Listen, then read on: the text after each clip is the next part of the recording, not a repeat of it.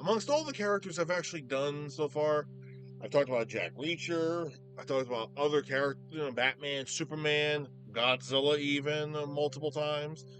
But what comes down to famous literary characters.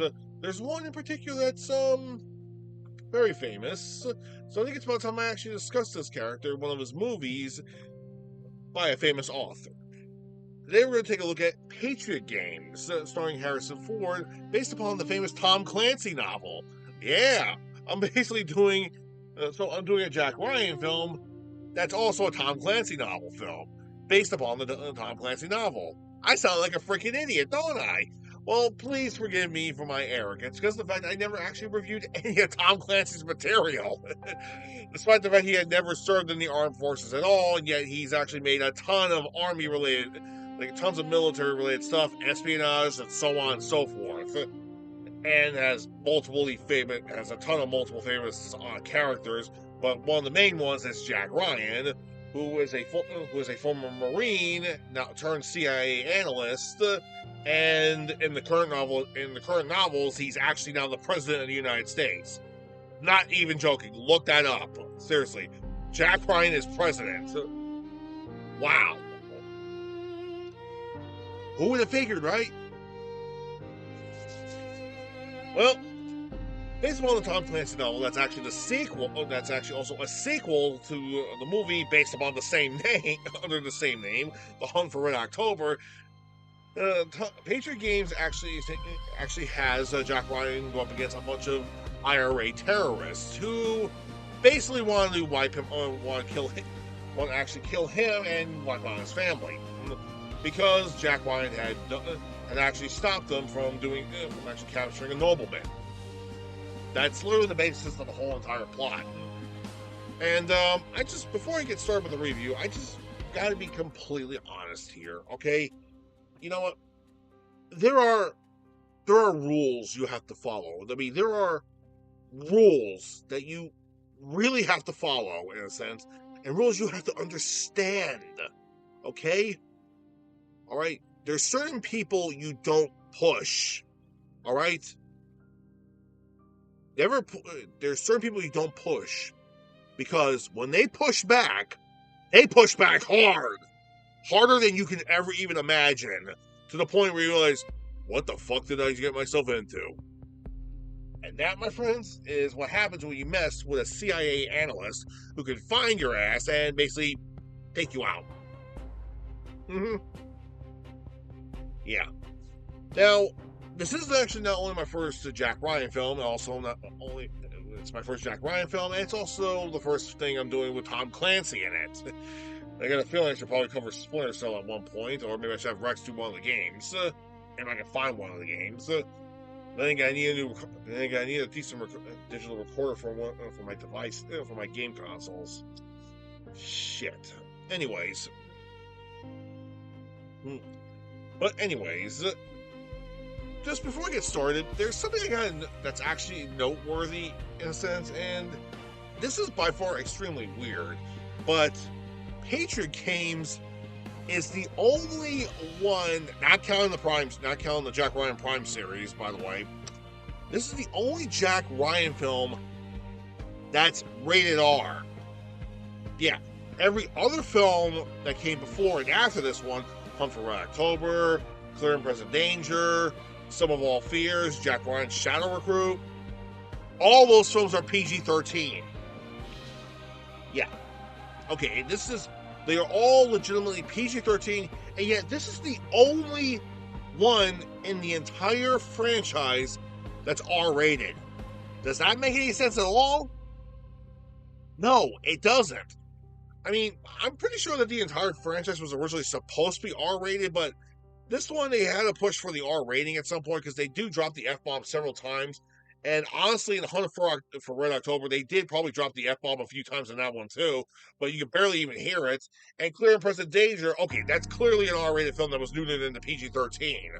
Sum of All Fears, Shadow Recruit, they were clearly all supposed to be R-rated films, but they were all labeled PG-13. What the hell?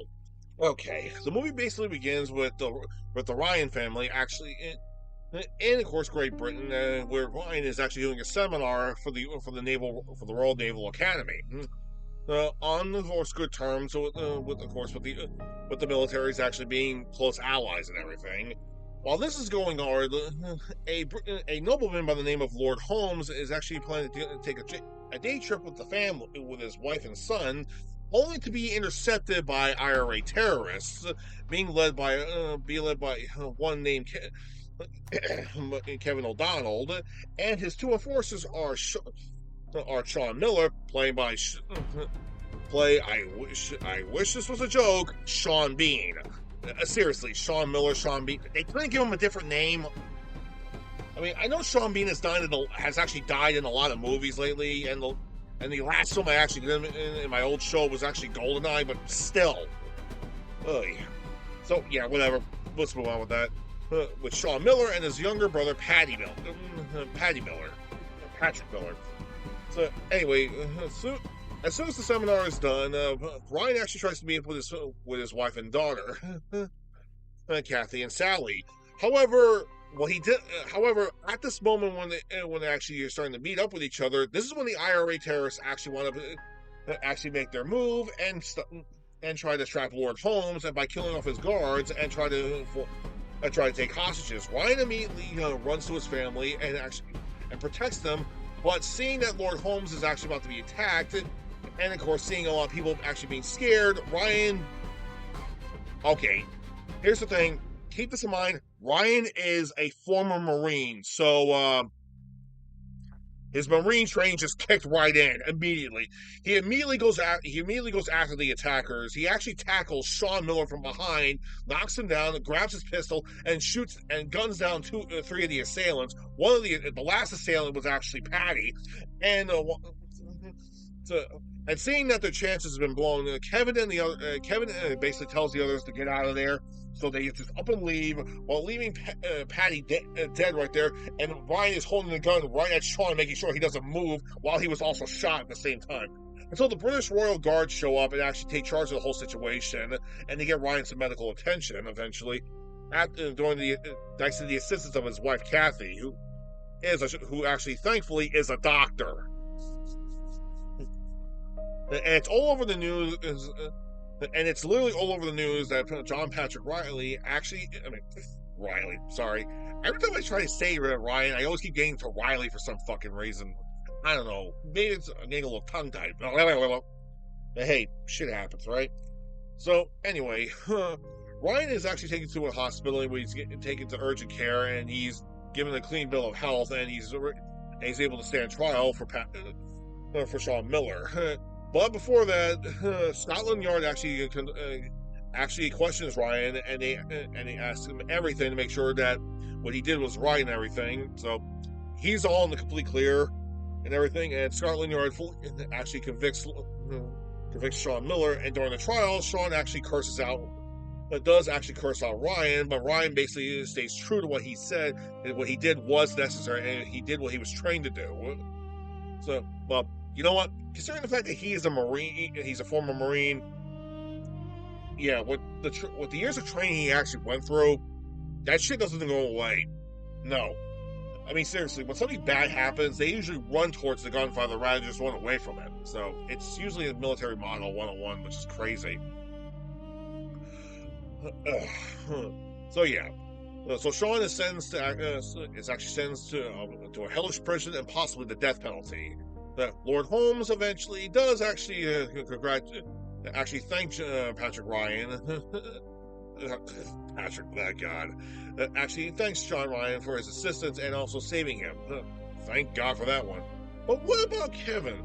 Well, Kevin meets up with one of the brigade commanders named Jimmy at a pub, where, of course, Jimmy says that Charlie wants to talk to him and say what they did was completely unauthorized.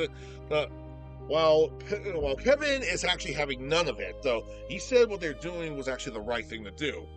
Because of the fact that he said that the IRA are actually weak and they should actually attack the noblemen or something. But, this whole thing, I'm not going to get into the whole IRA political debate or anything, because this is like something this is political gains, and I am not touching that whatsoever. Because when it comes down to politics, I don't give a shit about politics. I'm going to quote the Corn song, politics. Don't give a shit about politics. That's all I got to say about the subject. So anyway, Jimmy sees his lovely redhead. So Kevin says, "Okay, I'll wait for Charlie to come talk to me." So he goes to a barn house to wait for Charlie. Oh, Jimmy gets a little frisky with the redhead, only to find out that the redhead is actually working for Kevin, and she's not really a redhead. So yeah, she's an assassin that works for Kevin.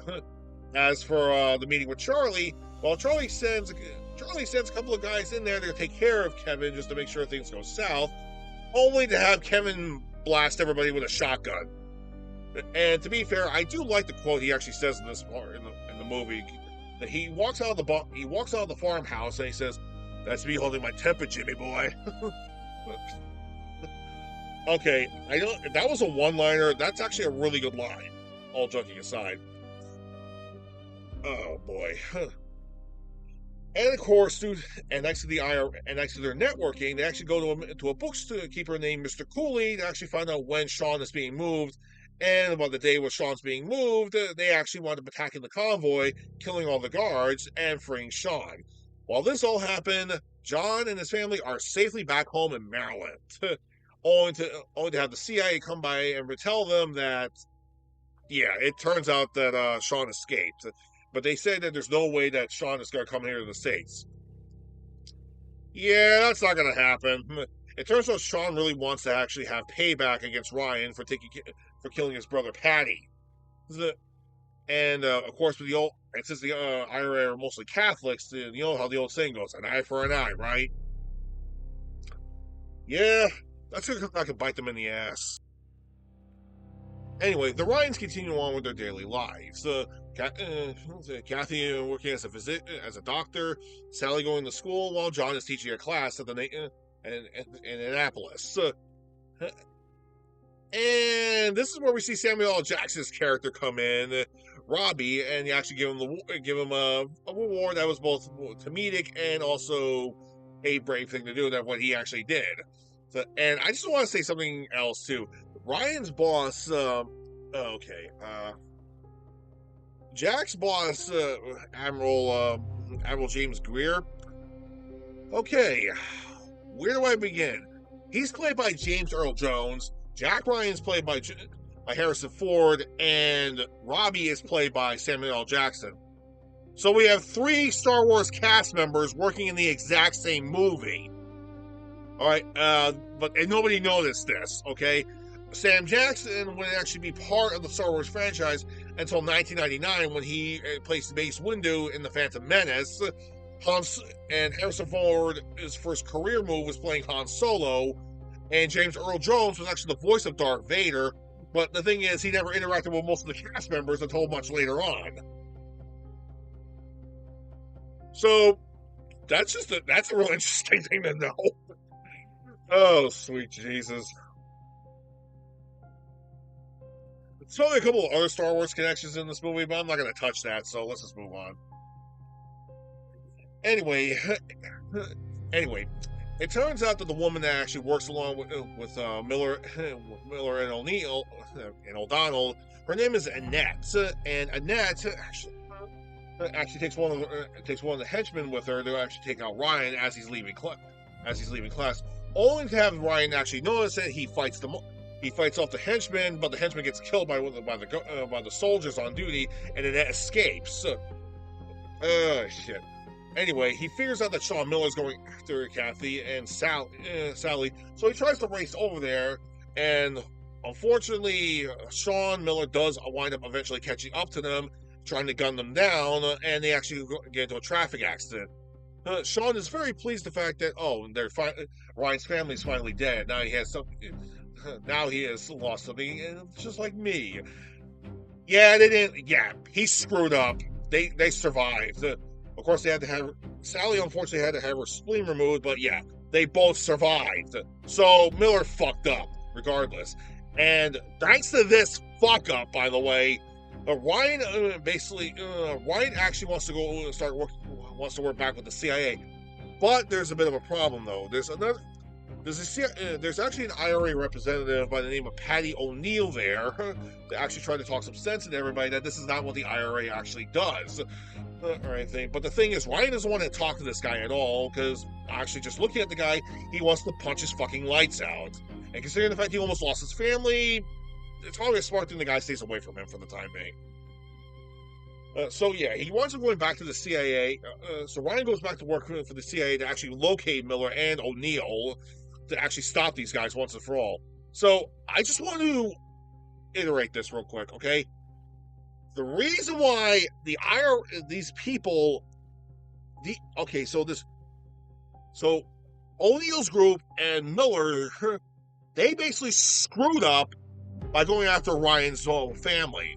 Because of that, Ryan actually has the full backing with the CIA, and with the CIA's connections, they can have the SEALs, the SAS, and target these people that wipe them off the face of the earth. They royally fucked. Miller royally fucked up here. Like, he just royally fucked up. All right. Oh, you know what? It could have been way worse. All right, he could have targeted like one of the communist nations, and he would have sent a nuke after his ass. These fucking people. These idiots don't fucking think at all. They really don't think at all whatsoever. By the time Miller and Annette actually get to North Africa, which is where their base of operations is, for them to train to go after Holmes again, he says, Sean tells O'Neill gleefully that Orion's family's dead, but Orion's still alive. That Ryan's family's dead, but Ryan's still alive. Saying that Annette fucked up, in a sense, only to have Kevin shut him down and say, stop. They're not dead. They're still alive. You fucked up. So yeah. Now Sean is even more pissed than ever. And get this. Guess what he does? Later on in the middle of the movie, he actually calls up Ryan from a sat phone on Ryan's home phone to actually make fun of him, too. Can you believe the stupid... Okay. There's stupidity beyond belief, and then there's this. Dude. Miller, you're already fucking dead. You are seriously fucking dead. Okay, there are rules of engagement. One of the biggest rules is you don't go after somebody's family. All right? Your brother is dead because, in fact, you dragged him into this whole thing, and he died because of you. Right? And now you're trying to wipe out this guy's entire family? Dude. This guy's gonna fucking kill you and all the people you worked with. And who's gonna be the one to blame here? You. You're the biggest fuck up here. You fucked up, dude. What an asshole. Unbelievable. Anyway, because of what happened to Ryan's family, CIA, Scotland Yard, and yes, even the Interpol are actually been working overtime to actually find the IRA members responsible for this whole thing, though. However, Scotland Yard has been getting tips about IRA safe houses, and they've been making plenty of arrests. But the thing is, they noticed that the safe houses were almost impossible to notice from the street level. So how the hell did they figure that out?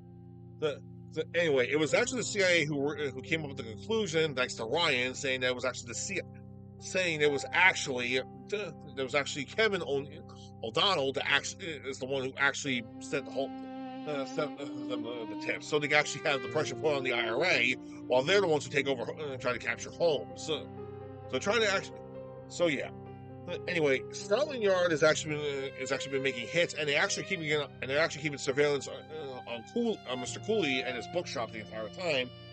That is until some his building actually has electrical problems, and the electrician there makes a discovery saying that that his bookshop's wiring dates back to the First World War, so they have to actually. So he's going to be spending all week rewiring the whole system. And during that time, he actually finds a hidden camera that Scotland Yard actually put there, which of course spooks Cooley, and he actually winds up leaving and actually winds up leaving.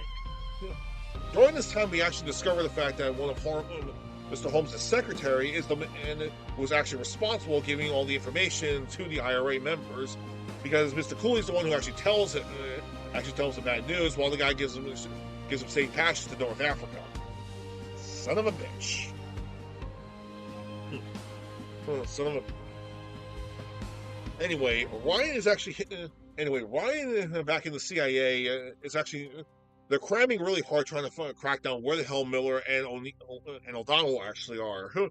But when he's taking a bathroom break trying to cool his head off, he finds out he's actually in the girls' room and says, "I'm sorry." He leaves and he realizes the girl has red hair, which makes him flashback to the attack on Holmes and the attack on him back in Annapolis.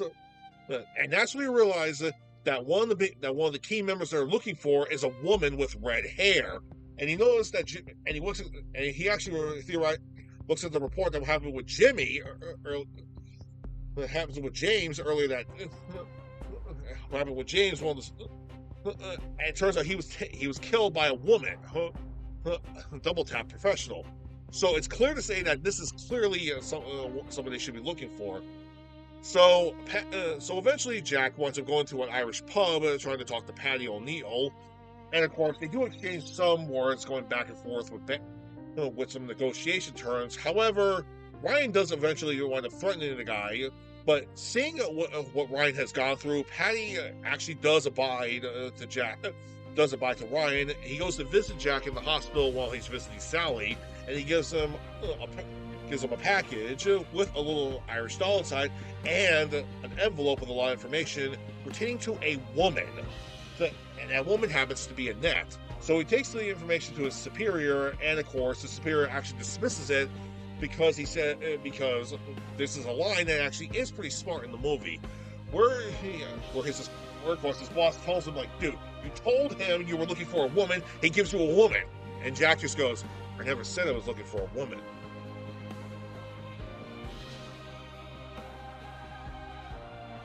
Oh yeah, he knew.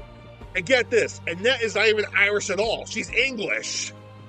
Go figure, right? So thanks to CIA surveillance, they were able to find out which camp it is, and and in contact with the SAS, they actually hit the camp hard. They're about to hit the camp, but before they do, Cooley makes his way to North Africa, where he actually talks to Kevin and Sean, and he says he wants to join the fight. Unfortunately, it doesn't actually work out. So Sean actually winds up taking him out. So later on that night, the British SAS actually hit the camp and kill all the soldiers. Kill all the soldiers. At this point, Lord Holmes actually is invited to Ryan's house for, of course, Sally's coming home party. And so they have a nice little celebration where, of course, they have tight security, making sure everybody's fine. That is until certain things actually wind up happening, and Lord Holmes' secretary actually shows his true colors and actually cuts the power to the house.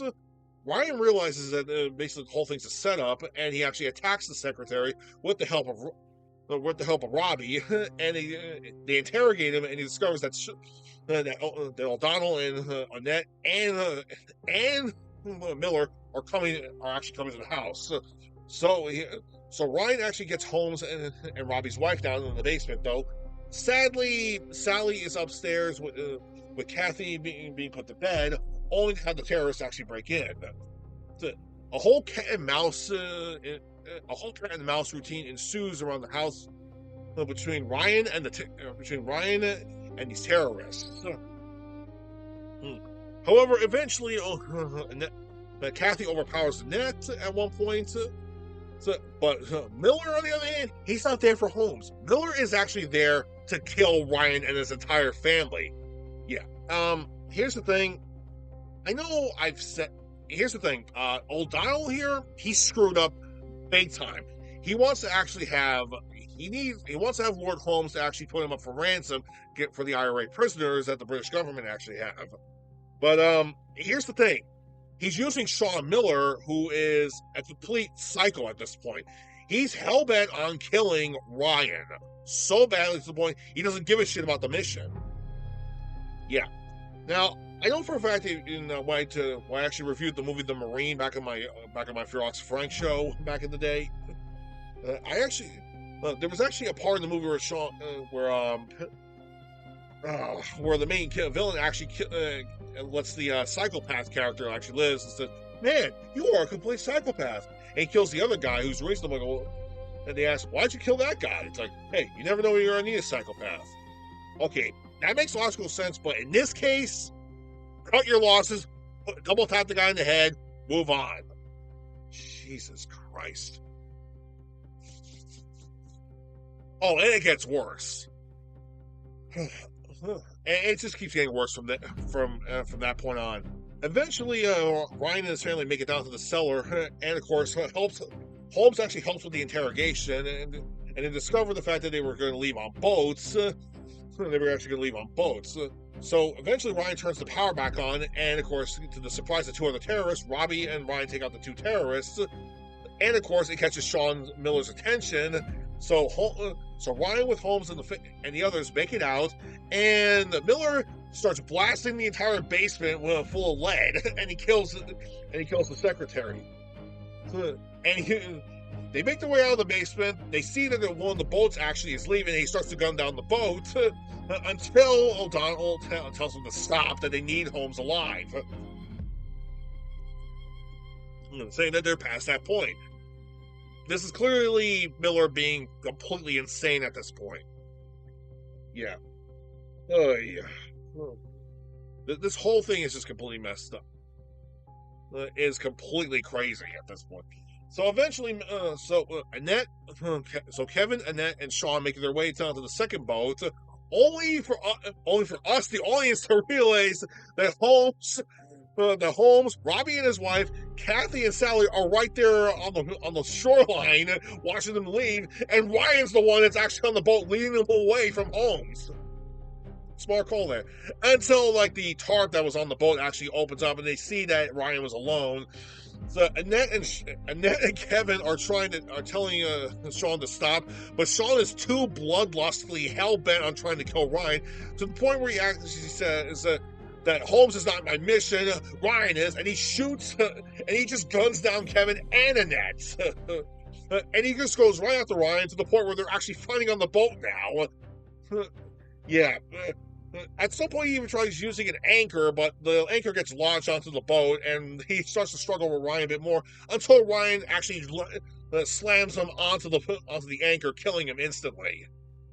And Ryan jumps off the boat before the whole thing hits some rocks and then explodes. The CIA hostage rescue. HRT actually makes their way there, and they actually find Ryan. They do a complete thorough sweep. Everybody's safe and everything. And yeah, you think the movie ends right there? No. I forgot to mention throughout the entire movie there was a massive subplot that Kathy was pregnant the whole time with their second child. Yep, it turns out after their London trip, Kathy was pregnant. So yeah, throughout the whole movie, Sean Miller was actually trying to wipe out Ryan's entire family, not realizing that Kathy was pregnant. So this angered Ryan even more. So this is clearly Miller's complete fuck up. But then again, assholes like this, they never learn. They just never learn. So the end of the movie leaves us on a cliffhanger, asking us if the baby's a boy or a girl. Spoiler, it's a boy. Okay, it's Jack Ryan's son, Jackie Jr., who would actually later take up his position in the CIA in the future novels.